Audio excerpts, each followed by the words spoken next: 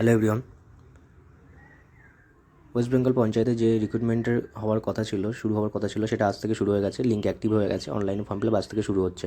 আপনারা অনলাইনে form fill up করে দেবেন।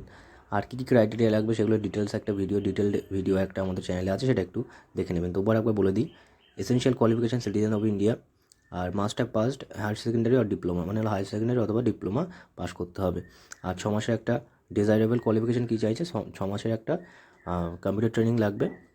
এজ ইডাব্লিউএসদের জন্য 18 থেকে 40, ওবিসি এ আর বি এর জন্য 18 থেকে 43, এসসি এবং এসটি এর জন্য 18 থেকে 45, আর আনরিজার্ভ মানে হলো আনরিজার্ভ বলতে জেনারেলদের জন্য 18 থেকে 40।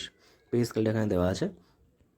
আর যে সিলেবাস পরীক্ষা সেটা এমসিকিউ প্যাটার্নে হবে। ইংলিশ হবে 25 marks, Bengali 25 marks, arithmetic 25 marks, arithmetic 25 marks, GK যেটা হবে 10 মার্কসের। আর কিসের উপর এমফাসাইজ করছে এটা এখানে লেখাই আছে, আপনারা দেখে নিতে পারবেন। আর টোটাল এই এক্সামটা হওয়ার পরে ইন্টারভিউ হবে 15 মার্কসের।